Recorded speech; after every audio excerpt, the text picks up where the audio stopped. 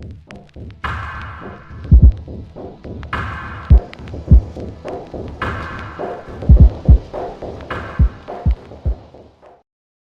what's up, everybody? This is Chef again, coming out with this weekly watch list. And let's talk about this market. All right, hopefully everybody had a great week and didn't get too caught up in bag holding something you shouldn't. I know some of you probably didn't understand the volatility and things like that, but it's okay. I know there's a lot of new traders out there who are still learning to trade the volatility in itself, and then also the catalyst that's going on in the market. So we're just going to talk about a few things here and mention a few tickers that probably have some good potential, whether it's an upside or a downside. It's still, everybody has to do their own due diligence, because this again is just our opinion. But we do have a great level here for the ES, right? So a few things that are happening in the market. Please make sure you guys go do your research. You know, things that have to do with inflation, things that have to do with oil, the financials, and then the new COVID thing that's going on, the Omicron, and then the Delta virus, and I don't know what else is going out there, but there's all kinds of fear in the markets, and the news is pumping a lot of fear into social media, and it's just spreading the word like a wildfire, right? What happens when there's tons of fear? We have this VIX index that creeps up, right? The fear is shown here by the candles. And last week, you guys remembered, if you watched the weekly watch list, I did point out some characteristics here for the VIX. And so far, everything has been correct. Okay. Every time we get a nice pump, we get a good pump with the next next candle being red. And it happened on every single spot right here, as you guys can see. And every time we went red on the VIX, it was an actual dip buy in the market. So I'm still looking for the same characteristics. Nothing's really changed. The only thing that changed here is that the fear was a lot more greater than all these other ones right here in the past. So it looks like the characteristics has changed just a bit. And it confirmed from this candle alone that the fear is still here and the fear is still high. So that's one thing to note in the VIX. There's nothing else about it. There is no such thing as a level hitting and that being a key level. Okay, there is no such thing as that. You can't come on here and chart a bull flag. You can't come on here and chart a falling wedge, a rising wedge, whatever you want to call it. You can't chart the VIX because fear cannot be charted. Okay, let's make that very clear. If you don't know what that means, again, please go do some research. But the characteristics here has changed, like I mentioned, and this candle ended up being green. So we have a nice green candle. So I'm still looking for the next candle to be red. Once the next candle becomes red on the VIX, I'm legit going to look for the IV to decrease. Sorry, so I'm gonna go to the trade tab here just to show you guys, give you an example as to what to look for. Let's just say market was open right now, and you go to these option contracts right here, 248.91%. What you want to see is for this to decrease, maybe go down to 200 or even 180 and 170 and 160, so forth. While that's happening, you're able to buy the dip in the market, because what's happening is that there's not a lot of people buying into this, the fear. Okay, so the IV decreases, creating less volatility. So this is just another tool for you to look at while you're looking at the market, while the market is dropping down very hard. And you got to ask yourself, like, where are we dropping into? We may be dropping into a support area. Let's just say, for example, this is the next support that I have here. Okay, so that 44.50, and we end up landing right here. Well, you got to be able to look at the VIX and compare and say, okay, is the IV decreasing while we're right here and bouncing?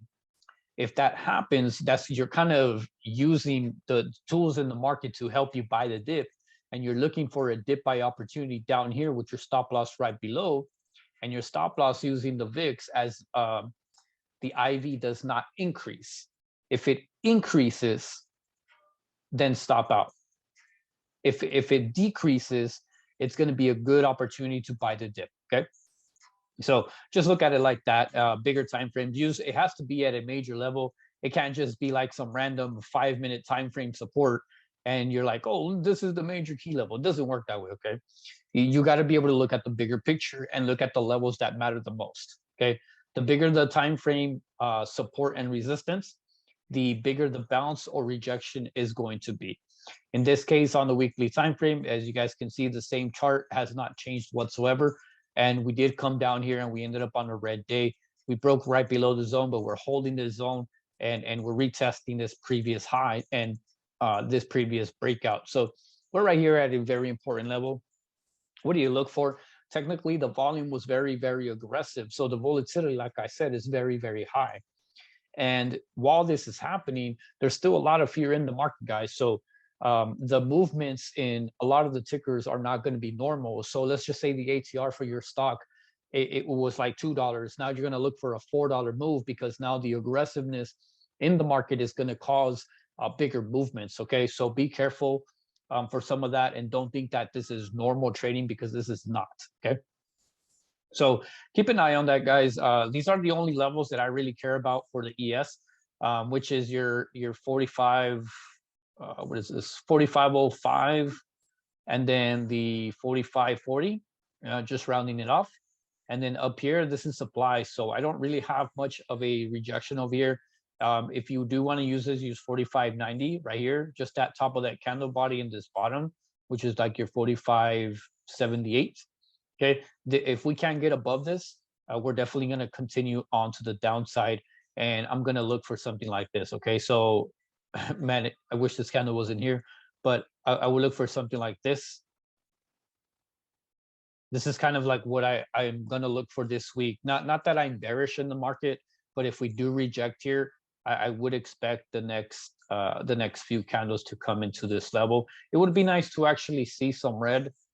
And not that I'm bearish or expecting some crazy movement to the downside, but that's kind of like a preview of what a rejection can look like. Okay, remember, this is on the weekly time frame, guys. So if this thing happens this week to come up here to this 4580 and we just can't break above, let's just say Monday and then Tuesday we just start getting smacked down, you'll see this candle go red right away. But I wouldn't short until 4540, basically, sorry, 4530, the bottom of this red candle right here, and then drive it down to that 45. And then if we do break that 45, we're going to be looking for 4450 and then the 4410 down here for these levels to retest. But again, the market can do whatever it wants, and it's retesting here. So we can just base out right here for the rest of the week in the market in general and find some support everywhere.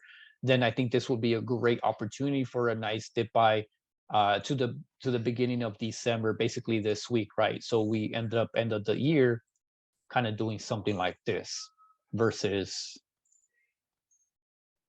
something like this towards the end of the year. So whichever one comes first, it doesn't really matter because we're just going to set the alerts and follow the direction, right? So no bias here, just setting the alerts. Here is your level where we have to stay above, and then here is the level where we're going to break down. Very simple, right? One alert right here at this 4590, one alert down here at this 45. Very simple. Is either we're going to get rejected here or we're going to break above and stay and make new all-time highs. We get rejected and we come back down and test this level towards the end of the year. Okay. So keep it very, very simple. Let's look at NQ. So it's almost similar with NQ, right? This line right here, this is all I need for the confirmation to continue to the top side. Otherwise, we are retesting this level that we do have potential. If we break this 1566, what is it, 6660, then for sure we'll come down to this level, 15445, and then from there we drop down to this 15. Yeah, we drop down to that level. Same thing as ES. Maybe look for something like this. If not, we break above and we make all-time highs. Very simple, right? So keep that in mind. Now, the other big one that I kind of have a questionable bullish sentiment, but also a kind of bearish here. Okay, this is a If we get a confirmation here for a bearish market, I think IWM is going to be the first one to crack. Okay, you guys know that the RTY, the Russell, the small caps is something that I've been personally talking about.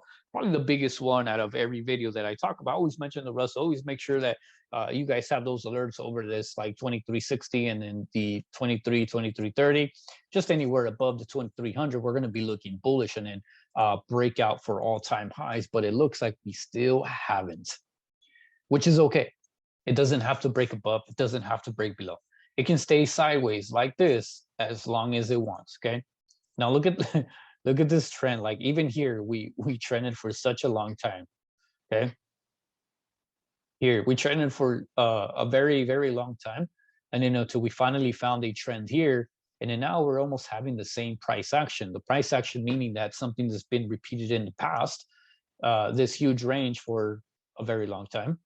And then now we're doing it again. We're building this range up here and we're questioning if the buyers are going to show up. This is my level where if buyers do not show up, this can be an aggressive sell-off. The aggressive sell-off, because at the end of the day, if we break above or below anywhere between this level, it's going to create that demand or it's going to create that supply. And that is a very, very big level to break. Okay. So this almost looks like a 3 black crows. If you guys don't know what that is, go search it out. Okay, basically 3 red candles in a row, but it does look very questionable of a bearish. I really don't want this to be bearish. I don't want this market to, you know, collapse or anything like that. But again, just follow the levels, right? But this one is very simple as well. Below this candle body is 2155. Okay, even 2160 just for the whole number. It would be a short all the way down to this 21. Okay, the 21. Otherwise, I am looking for a reversal, some type of reversal, because there's a lot of demand here. As you can see, all these wicks have been getting filled, and they're causing the candle bodies to close above. And these candle bodies right here at this 2160, we haven't closed anywhere below until this one. For this one, we closed right below the 2160. We closed around 2150, I believe it was. Yeah, around 2156, 57. So it's kind of looking weak. You know, the Russell has been getting hit drastically, and we're finally again at this level where it got bought up for like a whole year already. It's been getting bought up at a whole year. Okay, so the demand can be strong, and we could see a nice green candle on IWM. But again, we still got to make sure that the market sentiment is, you know, showing some type of reversal, and we're not looking too bearish, right? So we're going to look for RTY to just come up again over the 2160. Anything above it is long. If we come above the candle body, this one here, we'll look for like a bullish engulfing. So if you're talking about the 2230 level, if we can break 2230, we're definitely going to look for calls and swings all the way into the end of the year, right? So kind of look like this into that supply. So good area, good opportunity to even just start loading up on some IWM shares, because your stop loss is literally legitly right below. Okay, stop loss is very minimal with the reward being very high. So kind of look at it that way. Okay.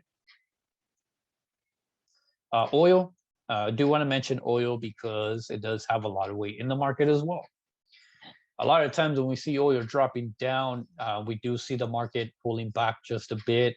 Oil is a very, very important tool that you should be looking at, a very important sector that you should look at and keep up with. And it's very, very good to know. So keep this one simple as well. I'm using the candle body again. We need to hold this 65, okay? And we need to break above that 69 and 70 just to start continuing on the trend up, because technically this thing has been getting hit. Again, the volume was aggressive this week, this past coming week. The volatility was truly insane. And I know a lot of people played puts everywhere, but some people got smoked on some call plays as well. So it goes both ways. You just got to be able to know and understand when it's okay to buy the dip and when it's okay to short the tops and when to get in and out. And this was a perfect week for everybody to learn that you got to be in and out of plays. You can't just bag hold something, and it's okay if it doesn't run.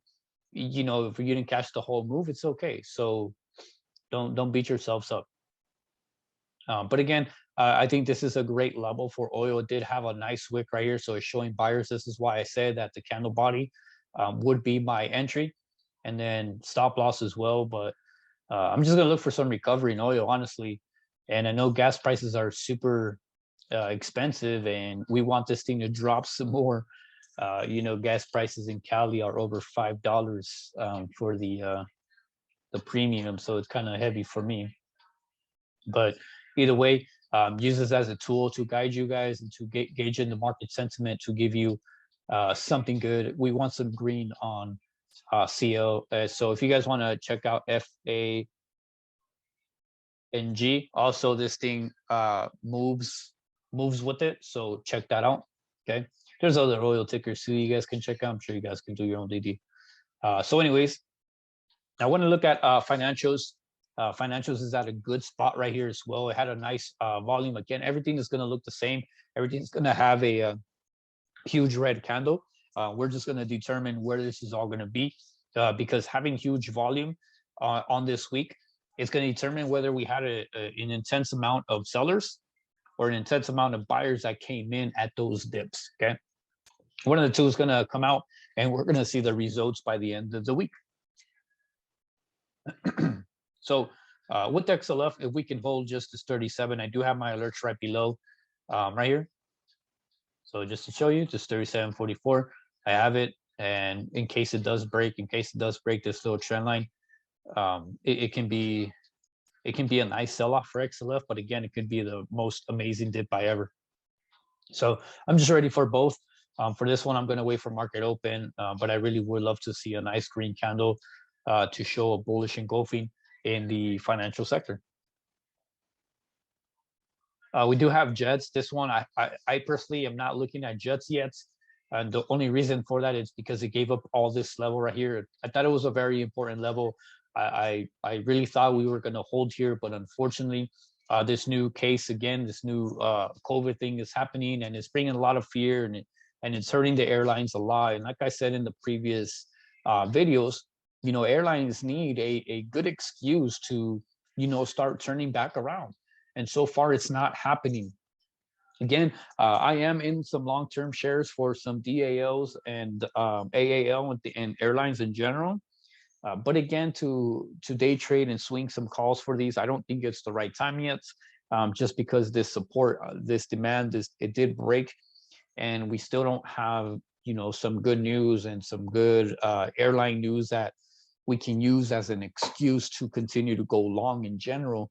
So it's not really a good spot yet. So it doesn't have my intention until we can start breaking above this yellow box right here, the 2160.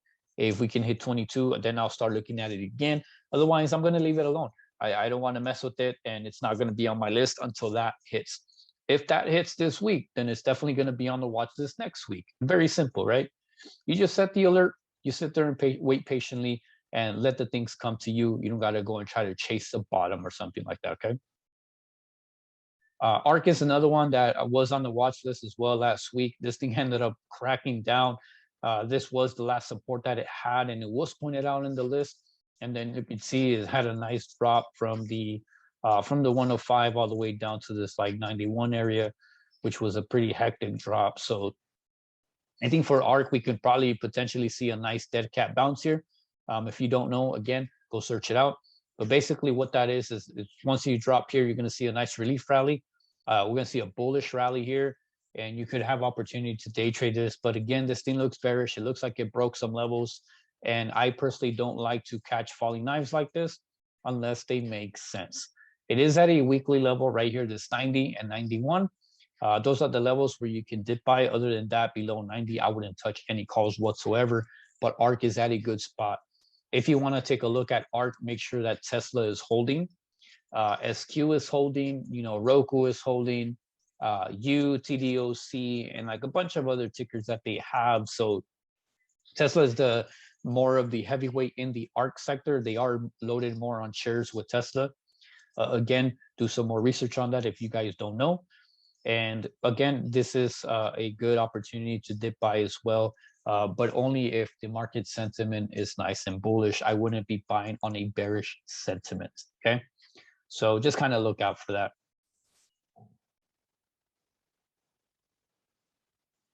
All right, so I'm going to point out Apple. Apple, we had a good run last week. In the past 3 weeks, it's been amazing. I know everybody's been watching it. A lot of people are, in calls for Apple and things like that. It's just a great stock, right? Great company. But look at this nice trend. Okay, I want to point this out. No, I know a lot of people have this trend line, and it's cool because we are trending up. The one thing about this is because of the selling pressure in general, we do have a huge wick. So from this 162 all the way to that 170, you have tons of sellers. Okay, we have no candle bodies up there whatsoever. Okay, so I'm going to keep this very simple. We're at this all-time high with a market sentiment being bearish. That's one. Two, Apple is very strong. Three, if we drop and we continue to sell off in the market, Apple can come down with it. So where do we come down and how far? Okay, this level right here. From where do we close? That 162. This is your trigger to go long. And then this candle body right here is your trigger to go shorts. Very simple, okay? Use this candle body as your support and resistance. We break above, we're long. We break below, we're short. And the target is going to be this trend line. I know it may seem like it's a long shot, maybe a long ways, but Apple's a great stock. It might consolidate here, cool. But use this level as your break above and your break below, okay? Because it could have a nice pullback and a nice red candle if we do see that. So the way that I would see it, if it does drop, Apple would have a nice red candle like this, only to retest this level. That's the way I would see it. I'm not saying that can happen in this week. It would be nice to see Apple pull back and then short it all the way down and then buy the dip down here. But again, Apple's been showing some relative strength in the market, even with this huge volume. But the pressure is, building up in here, and it's creating a base here. So breaking above 162, I am long. If we break below this 159.50, then I am short. Okay. So very simple using the weekly time frame. Okay. So now what I'm going to do, so I'm going to go on the 4 hour and give you guys some charts to look at and just kind of show you why it would be a little bearish. Okay. Look at the rejection here. Okay. Look at this red engulfing. Look at the reaction here. Almost like a little weird head and shoulders type of thing that might play out. So again, if we break above this 162, I am long. Okay. If we do break below these levels here, these candle bodies here, then I am short. Okay. You have a target down here of 156.80. Well, you can just round it off 157. And then we have another target right here on this little base that can lead down to that. Okay. Very simple. Okay. I think that is the simplest plan that I've seen so far. Microsoft was on the list. I hope some of you guys took it because I did mention it to you guys on Thursday. And this thing had a nice setup and it gave up its demand. It gave up its demand. So the way that you see it, it's a drop, base, drop. Okay. Usually when you see this drop, base, drop pattern, this thing has a higher probability of continuing to the downside. How will you know if it's going to continue? If we see the rejection right at this level right here. Okay. If we can't even make it to that retest, if we can't even make it on /NQ or /ES to go green, then we will not get that retest high enough. What's going to happen is that this thing is going to get that relief rally, the retest, and then just start trending back on down for the continuation, which will create a nice downtrend pattern. And it's okay. All right. So kind of like that. Below the 320, go ahead and short it. Otherwise, you can short the top up here and then just write it down because it's going to be the first time retesting, okay, for Microsoft. Your target is going to be down here, 315, potentially 310. If it wants to keep on dropping, it will hit this 305, guys, all right? So giving you the worst case scenario here. Otherwise, we're looking for a nice retest, and if we can go back above this 330, then we'll be bullish on Microsoft. But for now, let it do its thing. Let it do its retest, its reject. If it wants to build a pattern somewhere in here, let it do so, or just let it continue down 320.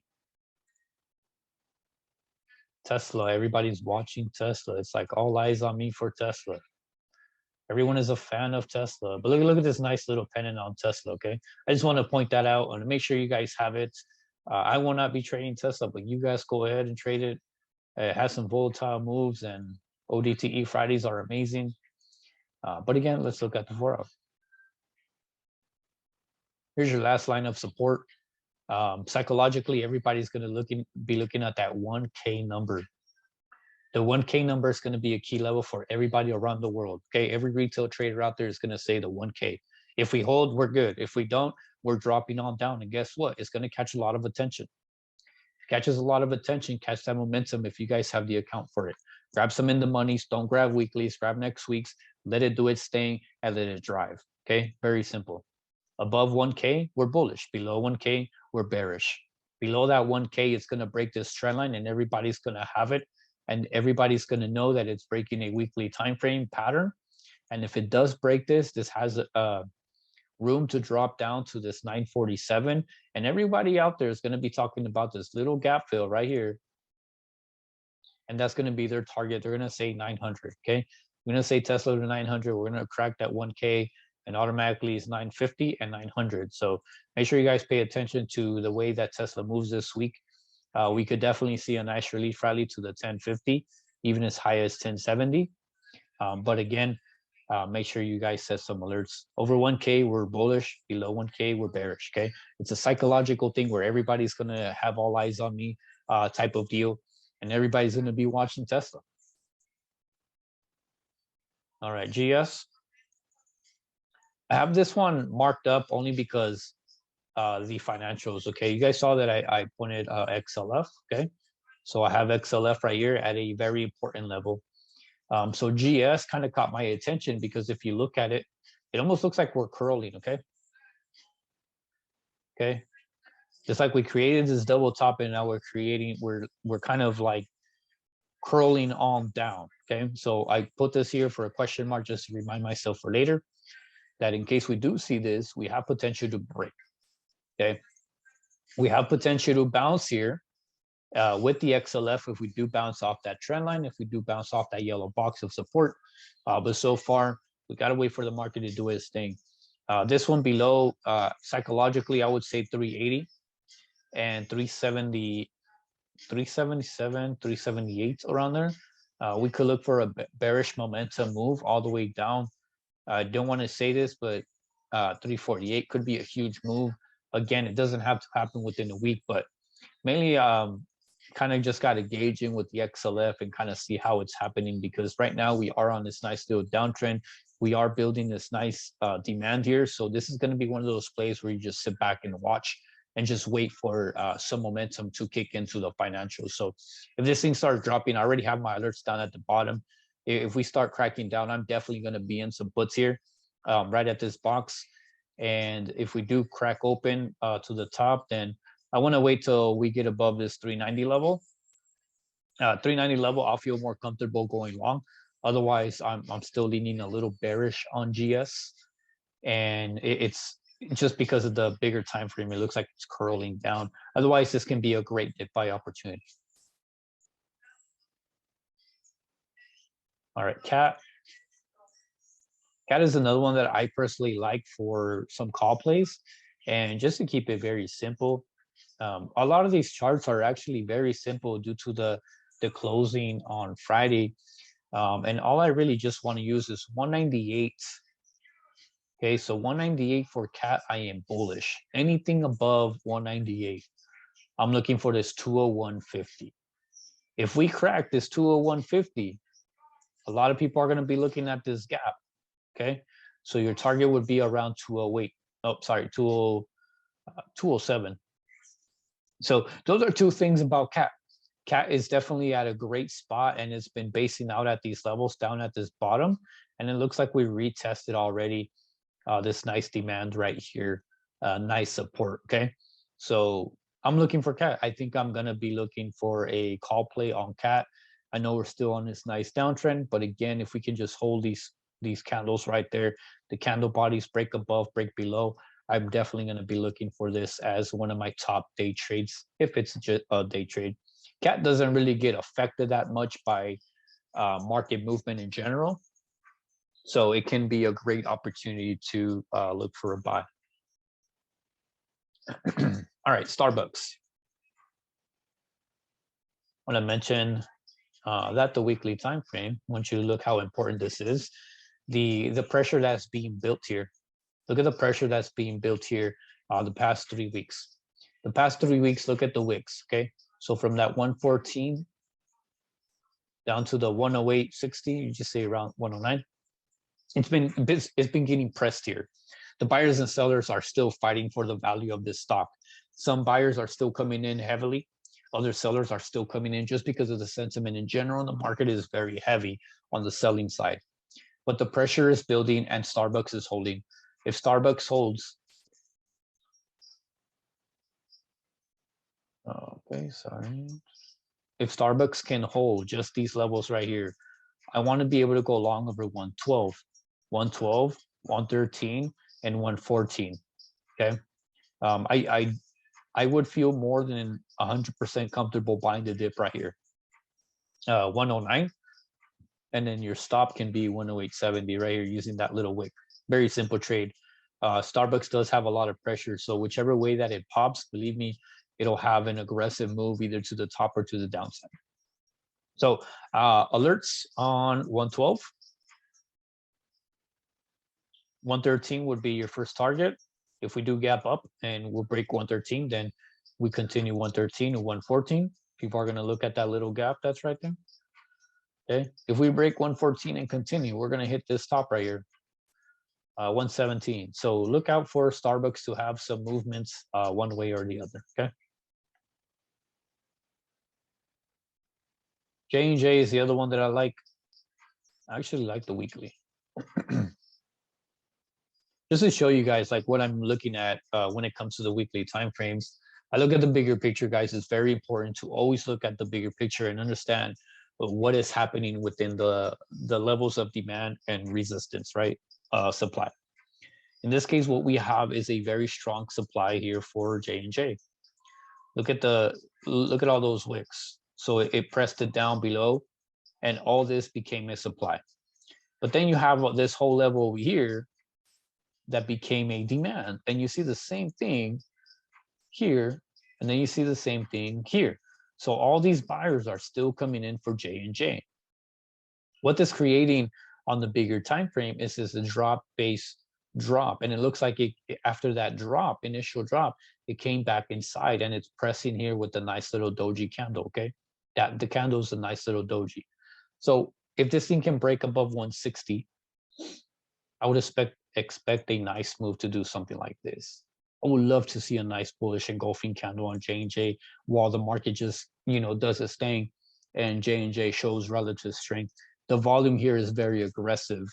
And the fact that it held and it created a doji means that there was pressure of buying right at the bottom versus selling. Had this been selling, I think that the candle would have closed right below and it would have showed a bearish candle. In this case, it's showing a doji with huge volume and identifying and giving us that relative strength in the market. So this one can be amazing if we can go long. Okay, gotta delete that.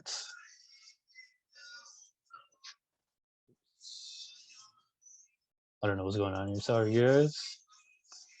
Technical difficulties, but here you go. As you can see right here, see the resistance. Let me delete that box.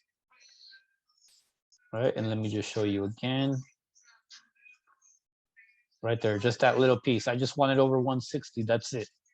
We can crack that 160. I think J&J would be a nice long position because we closed up right into supply. So if we break that right there, we're definitely going to look for a piece of this wick right here, 161. We're going to look for these tops right here, which is 162.20. Then we're going to look for 163 and then 164.50. So on and so forth, right? Just to give you an idea of what I'm going to look for, I think this one can be a great day trade, just like CAT. Okay. IBM as well. I think IBM has a great setup here. Okay, after that huge drop and everything, look at this. It closed, right? How many stocks can you find to have green candles from the Friday's drop, right? And some of these stocks, you got to know that they're at these bottom levels and they're showing that there's buyers still coming in. The buyers that are coming in that are, getting ready for next year, potentially, investing into something like this and find great dip buy opportunities, because it's not always just about day trading.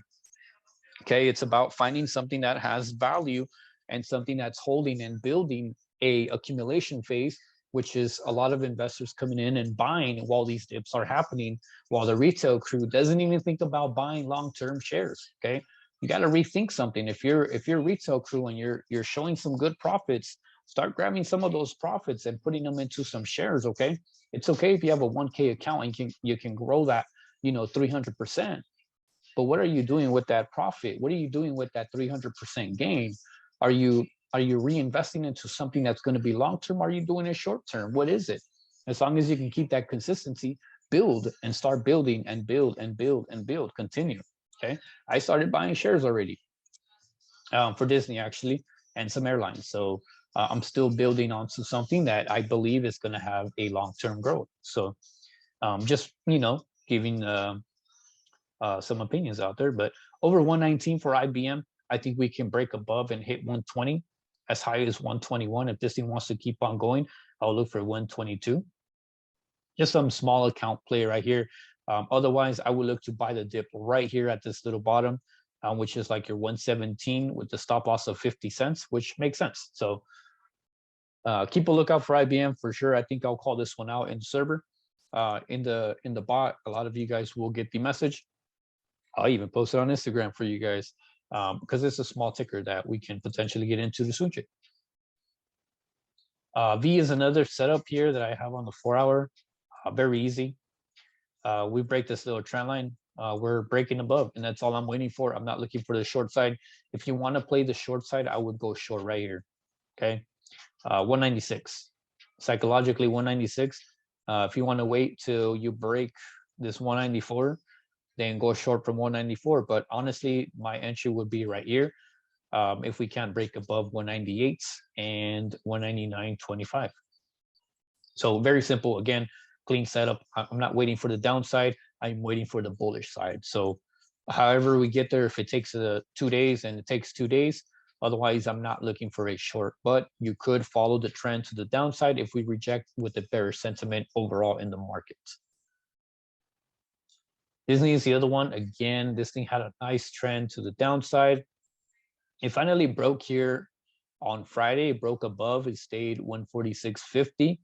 And now what we're doing is we kind of just retested the bottom and then we bounced. So if this can stay above 148,